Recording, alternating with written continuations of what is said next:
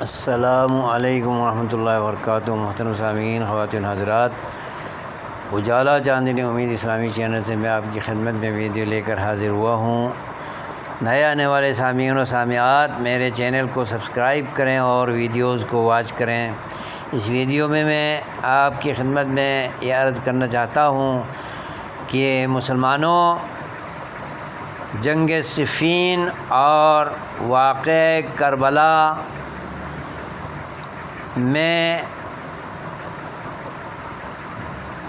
الجھنے کے بجائے اور ان میں الجھ کر صحابہ کرام اور ائمہ اطہار پر طعن و تشنیع کرنے کے بجائے، کوئی ناسبی اور کوئی رافضی بننے کے بجائے کوشش کریں کہ اپنے مقصد حیات کو، مقصد زندگی کو سمجھیں اور اللہ کے حضور سرخرو ہو جائیں۔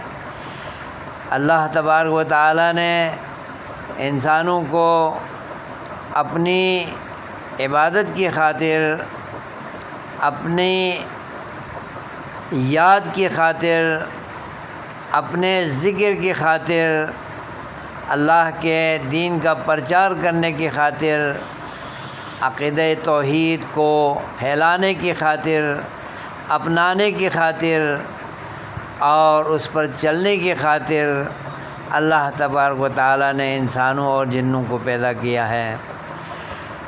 اور اگر ہم مقصد زندگی کو پرے رکھ کر دیگر غیر ضروری موضوعات میں الجھے رہیں گے اور امت مسلمہ کو الجھاتے رہیں گے تو پھر الامان والحفیظ، ہم نے اللہ کے مقصد تخلیق کو نہیں جانا ہے۔ اور اس کی مثال یہ ہے کہ سوال گندم اور جواب چنا، اور دوسری مثال یہ ہے کہ اے فلان، تم جس راستے پر چل رہے ہو یہ راستہ تمہارے خیال میں منزل تک پہنچانے والا راستہ نہیں، بلکہ یہ راستہ ترکستان کی طرف جانے والا راستہ ہے۔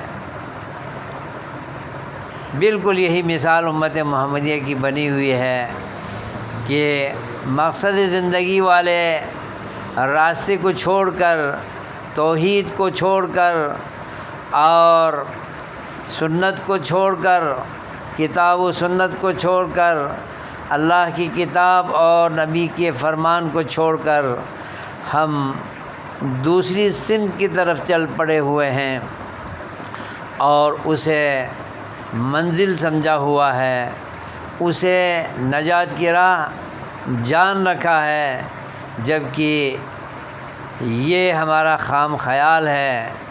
ہمیں غیر ضروری موضوعات میں الجھنے کے بجائے مقصد زندگی کو پہچاننے کی ضرورت ہے، پہچان کر عمل کرنے کی ضرورت ہے، جس کے لیے ہم پیدا ہوئے ہیں۔ وما خلقت الجن والانس الا لیعبدون کے موضوع پر ہمیں غور و فکر کرنا چاہیے، اس پر ڈٹنا چاہیے اور اس کو اپنانا چاہیے، اور اس کی فکر اور اس کی سوچ ہمیشہ ہماری دامنگیر ہونی چاہیے۔ اللہ تعالی ہم سب کو سمجھ دے، آمین۔ والسلام علیکم ورحمۃ اللہ وبرکاتہ۔